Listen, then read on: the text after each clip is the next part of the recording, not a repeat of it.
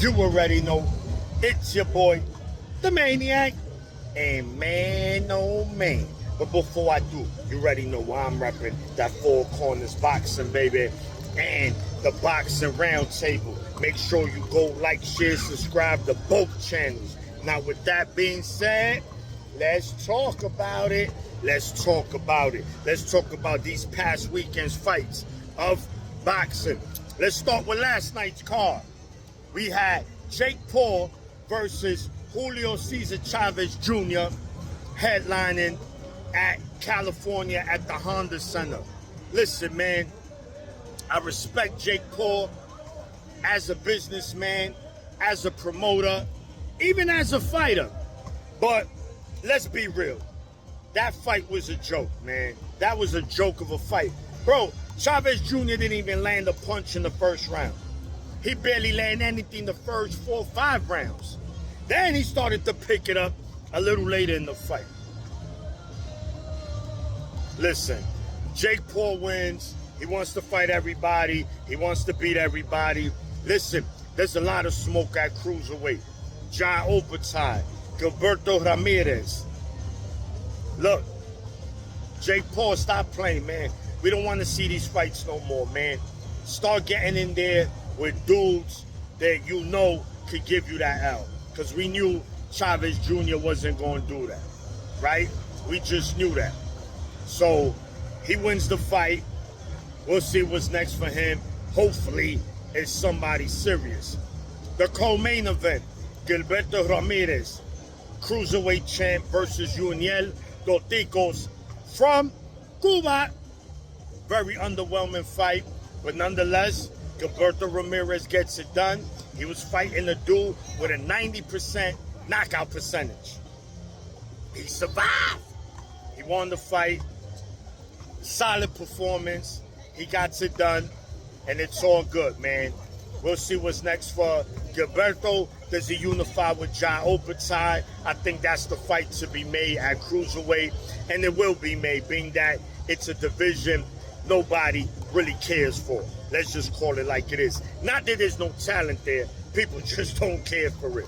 And then we had my man, Raul Curiel. Man, he fought Rodriguez from, what's that, Uruguay, Paraguay, and he smoked him. Smoky smoke. Just like a blunt. Easy work. Easy work. But they were banging while it lasted. 4 rounds. But they were banging while it lasted. Then, the fight before that, we had my man Avius Griffin, the underdog, versus Julian Rodriguez from Jersey. Man, this fight, good scrap. Not fight of the year candidate, good scrap. Back and forth affair. But at the end of the day, shout to Julian Rodriguez. He just had more in the tank, and he just stopped. He stopped my man Avius Griffin. I'm still a fan, though. Underdog, we still riding with you in 4 corners, baby. A loss doesn't define your career. The opener, lightweight fight between Floyd Schofield, a.k.a. Kid Austin, versus Philly's own, Philly's rugged, Tevin Farmer. And man, oh man, wow, that was a scorcher, an ass whipping. He didn't even cook them. He microwaved them. He said, bing, bing, bing, 2 minutes, bing, it was over. He treated him like a hot pocket. It was just easy work, man. Wow. I expected Floyd Schofield to win this fight. I knew he could have got upsetted, but I would have never thought that he'll get Tevin Farmer out there in the first round and in that fashion. Shout to Schofield. Now that Shakur fight looks more interesting as long as Shakur takes care of business on July 12th when he goes up against Mexican's own William Cepeda. So that was the card. Decent card. They broke the record for gate. Highest gate ever at the Honda Center. Jake Paul does it again.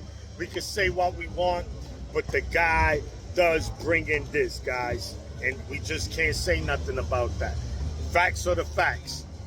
And also on Friday, on ESPN Plus, we had super middleweight Christian Mbili against Sulecki. I'm not going to even say his first name because I'm on botch it. Fighting for the WBC interim title. And that's, bro. Mbili just cooked Sulecki in one round. Mbili is inching closer to a title fight at super middleweight, perhaps against Canelo. He can be a future opponent as long as he keeps winning. But again, Canelo fights who he wants, not who the sanctioning bodies want him to fight. But that was pretty much it. 2 cards. Nothing over the top. I guess the story of this weekend was Kid Austin's performance against Tevin Farmer. Anything else wasn't really surprising. Everything went as scripted. But anyway, it's your boy, the Maniac, and I'm out. 1.